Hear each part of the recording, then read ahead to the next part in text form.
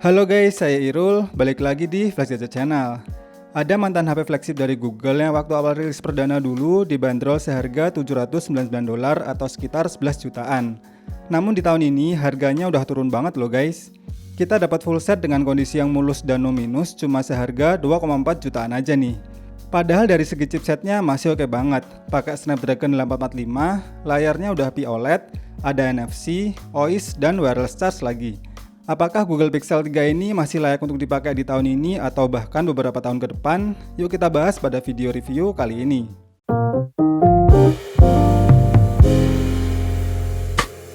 Namun sebelum lanjut, buat kamu yang gak sabar nunggu paket datang ke rumah, ada spesial promo nih dari Tokopedia waktu Indonesia belanja, WIB spesial Ramadan, yang lagi ada kejar diskon hingga 90% dan bebas ongkir sepuasnya. Bahkan bisa bayar di tempat juga loh. Jangan sampai ketinggalan promo WIB 1 bulan mulai dari 13 April sampai 12 Mei 2021 ini ya. Nih ya, ada obral gadget pilihan. Mulai dari Xiaomi Poco X3 NFC 8/128GB yang dijual official seharga Rp3.449.000. Terus ada juga Xiaomi Mi Band 5 Mi Smartwatch seharga Rp420.000. Dan juga Xiaomi Redmi Note 9 yang varian 6/128GB cuma seharga Rp2.449.000 aja loh guys. Nggak ketinggalan aksesoris pilihan dari brand ternama juga ada nih, seperti Viata, Akome, sampai Baseus. Mulai dari smartwatch, earphone bluetooth, serta aksesoris gadget lainnya lagi banyak promo besar yang sayang banget kalau sampai dilewatkan. Puasa berkah, promo melimpah. Buruan jangan sampai ketinggalan ya. Download aplikasi Tokopedia sekarang, nggak usah kemana-mana, klik link yang ada di deskripsi di bawah video ini. Desain dari Google Pixel 3 ini memang khas dan terkesan simpel banget. Namun dengan material bodi kaca dan frame aluminium, build quality-nya terasa kokoh dan solid. Feel premium ketika digenggam saja udah terasa kalau ini adalah mantan HP yang berkelas. Apalagi kesan compact juga sangat terasa karena layar HP ini cuma sebesar 5,5 inch yang beraspek rasio 18:9, menggunakan layar POLED yang mendukung konten SDR. Apalagi masih pakai model layar full screen tanpa adanya poni atau tompel yang mengganggu. Kualitas layarnya juga udah oke banget nih. Buat nonton YouTube yang udah support SDR makin terlihat jelas untuk detail dan ketajaman warnanya. Suara speakernya yang stereo makin menambah efek dramatis ketika memutar video ataupun musik di HP ini. Berikut adalah contoh suara speakernya.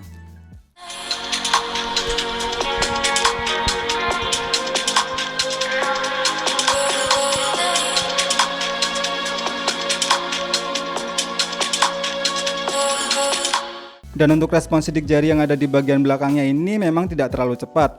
Namun tingkat akurasinya tergolong masih oke. Google Pixel 3 ini hanya membenamkan setup single kamera sebesar 12 megapiksel yang berapertur f1.8, memiliki fitur dual pixel PDAF dan optical image stabilizer. Untuk kamera selfie-nya dibenamkan dua kamera bersensor 8 megapiksel dengan lensa wide dan ultra wide. Saya cukup amazed nih sama hasil jepretannya.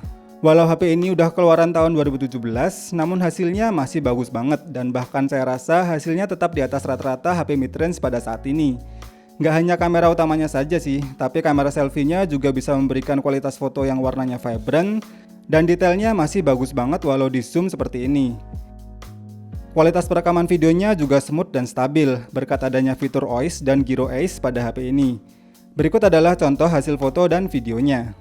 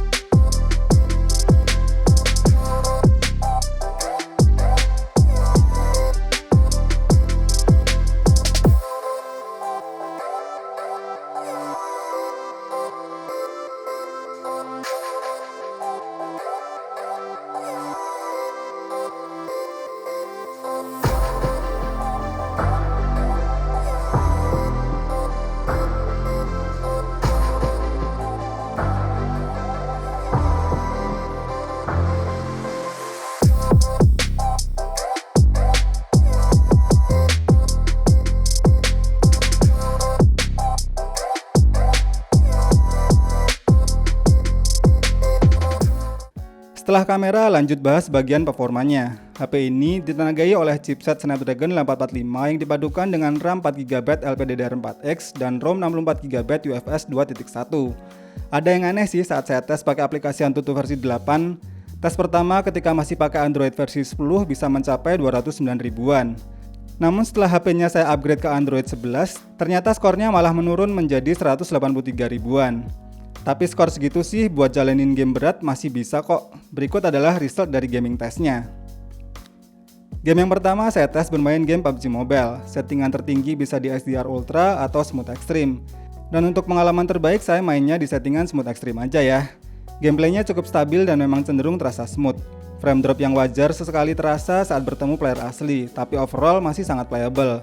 Touchscreen-nya responsif dan gironya juga tidak delay. Dan selama 30 menit bermain, suhu panas HP naik hingga 43 derajat dan penurunan baterai sekitar 15%. Game kedua saya bermain game Genshin Impact dan ternyata settingan defaultnya berada di medium. Sama kayak game PUBG, biar enak mainnya saya rubah ke settingan lowest dengan mengaktifkan mode 60 fps. Frame dropnya paling terasa saat bertarung melawan monster dan saat efek skill animasinya muncul. Namun overall masih cukup playable. Yang bikin gak betah tuh cuma di suhu panas HP-nya yang lumayan terasa banget. Dan selama 30 menit bermain, suhu panas HP naik hingga 44 derajat Celcius dan baterainya berkurang sekitar 18%. Game selanjutnya saya tes bermain game Asphalt 9 dan di settingan bawaan ternyata sudah bisa mengaktifkan mode 60 fps-nya. Untuk gameplaynya saat dirubah ke settingan high quality jadi kurang begitu smooth dan terkadang ada lag saat mengeluarkan nose hingga bertabrakan dengan mobil musuh. Namun efek animasi seperti blur atau bokehnya bisa ditampilkan dengan baik. Dan selama 30 menit bermain, suhu panas HP naik hingga 43 derajat Celcius dan baterainya berkurang sekitar 12%. Game yang terakhir saya main game MOBA AoV. Nah kalau ini sih game yang paling enak nih buat dimainin di HP ini. Walau udah disetting rata kanan dengan mode high frame rate, gameplaynya terasa lancar-lancar aja dan nyaris nggak ada terasa untuk frame dropnya. Walau ketika war dan efek skill animasi tiap hero-nya ditampilkan. Sayang aja sih belum bisa aktifin mode SD yang bikin efek animasi rumputnya bergoyang. Dan selama 30 menit bermain, suhu panas HP naik hingga 42 derajat Celcius dan baterainya berkurang sekitar 10%. Kalau untuk memutar YouTube selama 30 menit dengan brightness dan volume di posisi 50%, baterainya berkurang sekitar 8%. Namun semua tes barusan kita nyobanya pakai koneksi WiFi ya guys. Oh iya, tambahan info, kapasitas baterai HP ini tuh cuma sebesar 2915 mAh yang support pengisian cepat 18 watt dan juga bisa di-charge pakai wireless charge. Kesimpulannya, Google Pixel 3 ini menurut saya masih layak banget untuk dipakai di tahun ini. Apalagi buat yang suka HP dengan model yang compact dan minimalis. HP ini paling cocok buat daily driver yang masih bisa banget diandelin untuk kualitas kameranya. Tapi kalau untuk yang doyan ngegame, jelas HP ini kurang cocok karena layarnya kurang lebar dan kapasitas baterainya yang tergolong kecil. Kalau yang cuma sesekali untuk ngegame, khususnya game MOBA kayak AoV atau Mobile Legends, jelas HP ini masih saya rekomendasikan untuk jadi pertimbangan kalian untuk dibeli. Segitu dulu aja untuk video kali ini, semoga video ini bermanfaat dan sampai ketemu lagi di video berikutnya.